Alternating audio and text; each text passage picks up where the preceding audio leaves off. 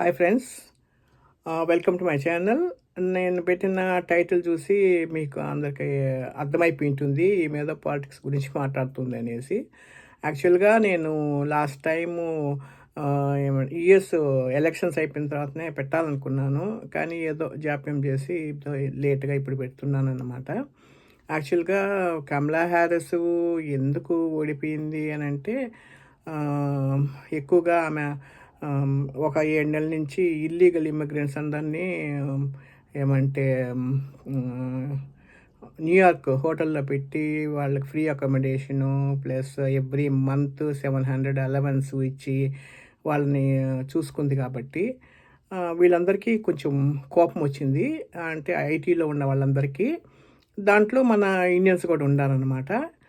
మా పిల్లలు ఎగతాళి చేసినారు, నువ్వు యూఎస్ సిటిజన్ అయిపోయినావు, లేకుంటే ఇల్లీగల్గా ఉంటే నీకు కూడా హ్యాపీగా జరిగిపోయిండు ఒక 6 నెలలు, ఏమంటే న్యూయార్క్ హోటల్లో ఉండేదానివి, నీకు కూడా ఒక 700 అలవెన్స్ కూడా వచ్చి ఉండేది కదమ్మా అని చెప్పేసి జోక్ పట్టించినారు బాగానే. సరే అదొకటి పోతే, ఈయన దీనికి చాలామంది మన ఇండియన్సే వాళ్ళకి ఒప్పుకోలేకపోయినారు. ఆమె ఇట్లా ఇల్లీగల్ వాళ్ళని అందరినీ చేసి ఇప్పటికే జాబులతో కష్టపడతాం మేము, రేం పగలు కష్టపడి మేము సంపాదించి మేము ట్యాక్సులు కడితే అవి ఎత్తుకోపోయి ఆమె ఫ్రీగా వాళ్ళందరికీ ఇల్లీగల్ వాళ్ళని చేసి వాళ్ళందరికీ డబ్బులు ఇచ్చి ఏమంటే అకామిడేషన్ ఇచ్చి అని చెప్పే కోపము అందరిలో ఇండియన్స్లో కూడా బాగా కనిపించింది అనమాట. అందులో ఐటీ వాళ్ళలో చాలా బాగా కనిపించింది ఇది. సో అందుకే ఆమెను వద్దు అనుకున్నారు మన వాళ్ళు కూడా. ఎంత ఇండియన్ ఒరిజిన్ అయినా కూడా వాళ్ళు వద్దు అనుకున్నారు అనమాట ఇట్లా చేసేదానికే.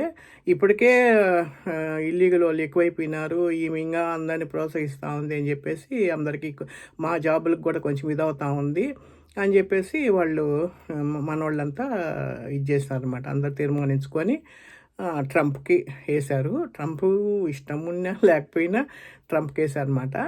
ఈ చూసేతలకే నాకు జగన్ సంగతి గుర్తుకొచ్చింది అనమాట.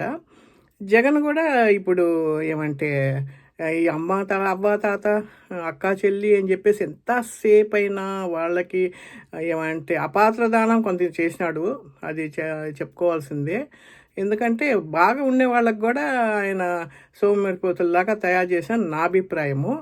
అందుకు ఏమంటే నీకు వికలాంగులకి వాళ్ళకి అందరికీ ఇవ్వు, విద్యాదానం చేసినావు మంచిదే, హాస్పిటల్ ఇది బాగుంది, అన్నీ బాగున్నాయి, కానీ ప్రతి ఒక్కరికి నువ్వు డబ్బు ఇవ్వాల్సిన అవసరం లేదు కదా అనిపించింది. అందుకే ఈ అందరికీ కొంచెం వ్యాపారస్తులకి, కొంచెం ఐటీ వాళ్ళకి, ఉద్యోగస్తులకి అందరికీ జగన్ మీద కోపం వచ్చి కార్యకర్తలను కూడా విస్మరించినాడు.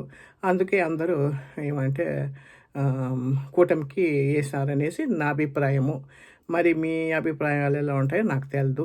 సో తప్పకుండా ఈ వీడియోని షేర్ చేయండి, లైక్ చేయండి, తప్పకుండా సబ్స్క్రైబ్ చేసుకోండి. Thank you so much.